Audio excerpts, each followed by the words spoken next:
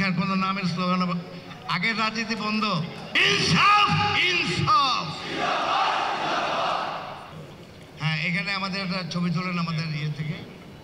জাতীয় নিরাপত্তার বিষয়টি এত জটিল, এত গভীর এবং এত কঠিন, সেটাকে বোঝানো খুবই কষ্টকর আমি মনে করি। কিন্তু তারপরেও আমি চিন্তা করেছি এটা এমনভাবে আপনাদের সামনে উপস্থাপন করি যাতে সামান্য হলে আমরা বিষয়টি বুঝতে পারি। আমরা যে বললাম যে তাহলে আপনাদের লক্ষ্য উদ্দেশ্য কি জিজ্ঞাসা করতে পারেন। সামনে ত্রয়োদশ নির্বাচন যেটা হবে, সেখানে আমরা যে কয়টা আসনে ভালো ক্যান্ডিডেট পাবো, শুধু সেই কয়টা আসনে আমরা নির্বাচন করব। এবং যাদেরকে আমরা পাঠাবো ইনশাল্লাহ সংসদে, তাদেরকে বাংলাদেশ কখনো দেখে নেই। তারা সৎ, শিক্ষিত, দেশপ্রেমিক, দেশের স্বার্থ বোঝে, এইরকম লোকে পাঠাবো। যদি 10 জন হয় 10 জন, 1 জন হয় 1 জন। আমাদের কোনো পাশ ফেল নাই, আমাদের রাজনীতিতে কোনো পাশ ফেল নাই। আজকে বিএনপি যদি সামনে ক্ষমতা আসতে না পারে, বিএনপি ফেল। আওয়ামী লীগ যদি নির্বাচন করতে না, আওয়ামী লীগ ফেল। আমাদের কোনো পাশও নাই, ফেলও নেই। এটা মজার বিষয় না? কারণ আমাদের লক্ষ্যই নেই সংসদে আমাদের যাইতে হবে, ক্ষমতা যাইতে হবে না। কারণ আমাদের কাজটা হচ্ছে অনেক সময় নিয়ে করতে হবে, রাইট? তাহলে এখন রাজনীতিতে আমরা যে জিনিসটা আনতে চাই, এন্টারপ্রেনারশিপ, মহৎ উদ্যোগ আমরা আনতে চাই রাজনীতিতে।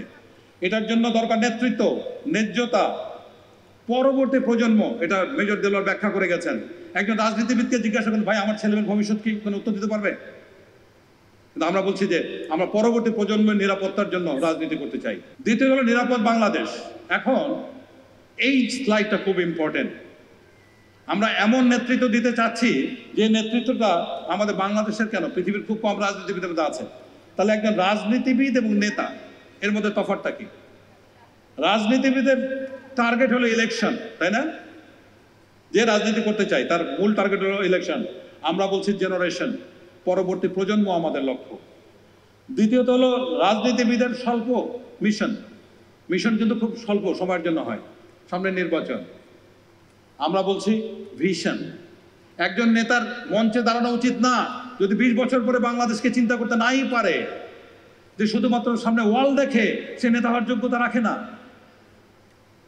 একজন নেতাকে দেখতে 5 বছর, 10 বছর, 15 বছর, 20 বছর পরে, এটাকে বলে ভিশন। তৃতীয়ত হলো রাজনৈতিক নেতা নেতৃত্ব দেয় সবচেয়ে নিরাপদ জায়গা থেকে। কিন্তু আমরা যে নেতৃত্বের কথা বলছি, আমরা সহস্রবার যে নেতৃত্ব শিখেছি, সবসময় সামনে থাকতে হবে। সেই নেতা সে জানে কিভাবে যেতে হয়, কোথায় যেতে হয়, এবং বাকিদেরকে বলে আমাকে অনুসরণ করো। যত বড় ঝুঁকি হোক না কেন, নেতা সামনে থাকবে।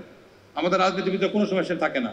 সুতরাং রাজনীতি করার উদ্দেশ্য হচ্ছে স্বার্থ। যে বাংলাদেশের তরুণ সমাজ যারা আছে, যাদেরকে আমরা কমনলি এখন জেন জি বলে থাকি, জেনারেশন জেড, এই জেন জিদের জন্য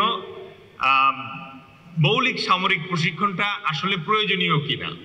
একই সাথে আমি আজকে আলোচনা করার চেষ্টা করব যে এই মৌলিক সামরিক প্রশিক্ষণ মানেই কি আমরা যারা এই প্রশিক্ষণ নিব তারা সবাই কমান্ডো হয়ে যাব, সবাই কি আমরা সোলজার হয়ে যাব, নাকি এর ভিতরে অন্য আরো কিছু আছে?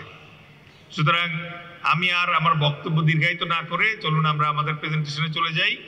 যেহেতু এটা জেন জিদের জন্য ফোকাস করে করা হয়েছে, সুতরাং এই প্রেজেন্টেশনটা স্বভাবতই ইংরেজিতে করা হয়েছে, বাট ইংরেজিটা খুব সহজ ইংরেজিতে করা হয়েছে, আপনারা ছবি দেখলেই বুঝতে পারবেন। প্রথমেই আমরা যেটা বোঝার চেষ্টা করব, এই যে আমাদের জেন জি বা জেনারেশন জেড, ওদের আসলে আকাঙ্ক্ষাটা কি। প্রায়ই আপনারা একটা কথা শুনে থাকবেন, ওই যে একটা ডায়লগ আসছিল না, মাসুদ ভালো হয়ে যাও, শুনছি আমরা এটা। কিন্তু মাসুদ আসলে কি চায় সেটা জানাটা খুব জরুরি। তো এই যে আমাদের জেন জি যারা আছে, তারা হচ্ছে নেক্সট জেনারেশন এবং তারা রেডি ফর নেক্সট মিশন, ঠিক আছে? এবং আমরা যদি বোঝার চেষ্টা করি যে তাদের কাছ থেকে আমরা কি চাচ্ছি, তাহলে আমরা দেখব যে আমরা আসলে 3টা জিনিস চাই তাদের কাছে। একটা হচ্ছে তারা হাসলার হবে, হেল্পার হবে, আর একটা হচ্ছে গার্ডিয়ান হবে।